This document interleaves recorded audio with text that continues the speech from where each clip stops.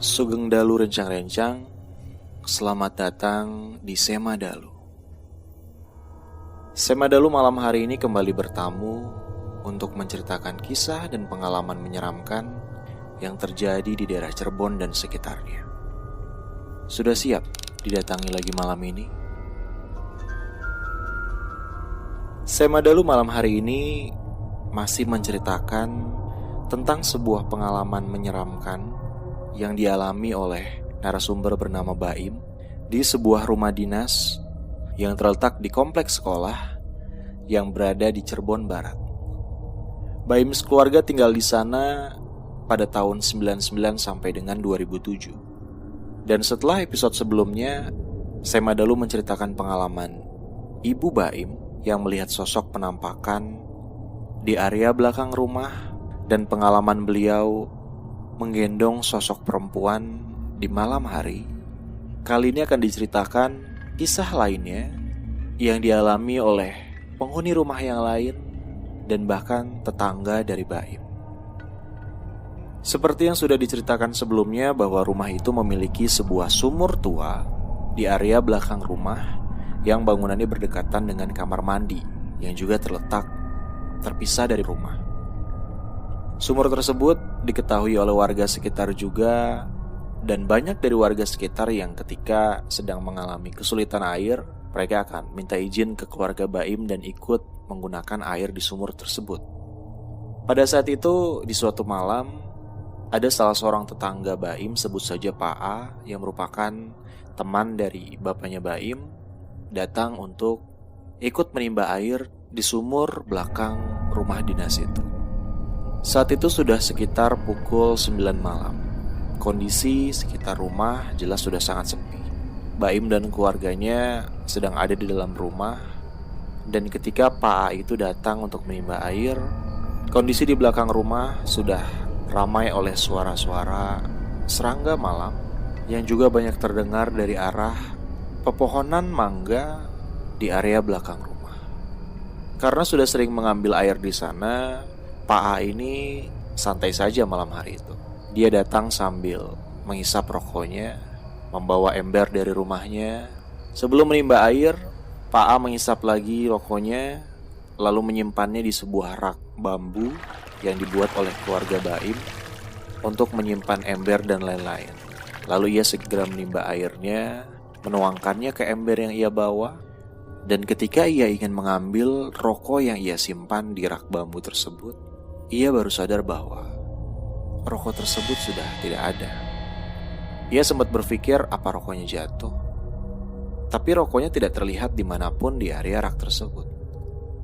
Hingga kemudian ia mendengar ada sebuah suara yang seolah-olah memanggilnya. Shh. Pak A langsung melirik ke arah suara tersebut dan melihat bahwa di atas tumpukan ember, di sisi lain sumur, ada cahaya api kecil yang berasal dari ujung rokoknya. Rokok yang sebelumnya ia simpan di atas rak bambu tersebut ternyata sudah berpindah ke tumpukan ember di sisi lain sumur, hanya beberapa menit dari saat ia menimba air di sumur tersebut.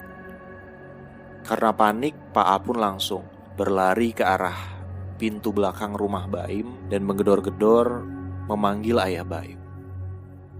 Kisah lainnya dialami oleh kakak Baim yang saat itu menjadi salah satu pengalaman paling menyeramkan dalam hidupnya.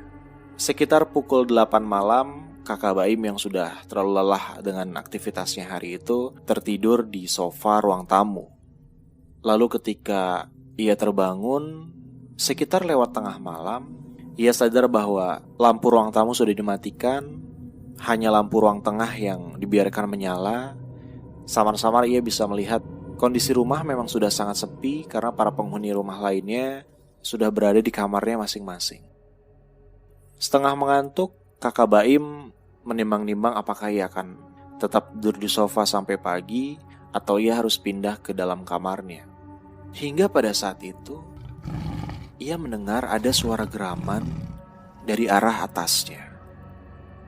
Dengan posisi masih tertidur di sofa, kakak Baim mendongak ke arah atas dan ia melihat sebuah sosok tinggi besar, nyaris menyentuh langit-langit rumah, berwarna hitam, berbulu, dengan mata sangat besar dan taring panjang, sedang melongok ke arah kakak Baim. Melihat itu sontak kakak Baim langsung terbangun dari sofanya. Ia langsung berlari ke arah kamarnya dan bersembunyi di balik selimut di kasur. Dari balik selimut itu kakak Baim bertanya-tanya, sosok apa yang barusan ia lihat? Karena sebenarnya sudah pernah ia dengar sebelumnya tentang sosok tinggi besar itu. Ketika ia baru pertama kali pindah ke rumah dinas itu bersama keluarganya, kakak Baim dan penghuni rumah lainnya memang sudah mendengar rumor bahwa dua orang penghuni sebelumnya yang tinggal di rumah itu dua-duanya pindah karena memang tidak betah diganggu oleh sosok besar yang sering menampakkan diri.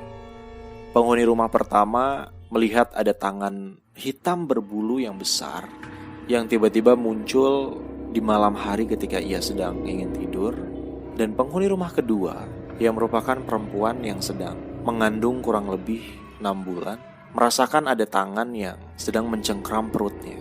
Ketika ia terbangun, ia melihat ada tangan hitam besar berbulu yang mencengkram perutnya hingga ia mengalami keguguran. Kisah lainnya dialami oleh Mang Udin. Mang Udin ini adalah seorang penjual cuanki yang sering menjadi langganan keluarga Baim.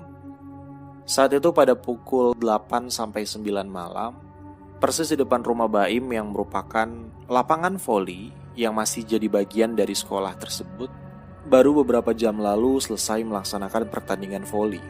Masih tersisa sekitar 3 sampai 4 orang peserta lomba voli tersebut yang nongkrong di depan rumah Baim bersama dengan Bapak Baim yang kebetulan memang seorang pelatih voli. Kebetulan pada saat mereka sedang nongkrong itu mereka melihat ada Mang Udin lewat. Lalu mereka memanggil Mang Udin dan berniat untuk membeli cuanki pada saat itu. Pada saat orang-orang di sana sedang menikmati cuankinya, Mang Udin sedang membereskan dagangannya. Tiba-tiba saja terdengar suara gemuruh seperti hujan besar yang menimpa atap rumah keluarga Baim. Mendengar suara gemuruh itu, Mang Udin menengadahkan tangannya ke arah atas. Alih-alih air, bunyi gemuruh yang sebelumnya didengar berasal dari tanah merah yang seolah-olah ditaburkan dari langit. Mang Udin menyadari itu ketika ia menengadahkan tangannya dan melihat tanah merah itu yang bergumpal di tangannya. Saat itu semua yang sedang makan cuanki di situ langsung panik dan berspekulasi sendiri karena memang kita sama-sama tahu bahwa tanah merah identik dengan tanah kuburan, dan bagaimana bisa dijelaskan tanah merah bisa tiba-tiba saja seolah ditaburkan dari langit pada malam hari di atas rumah dinas itu.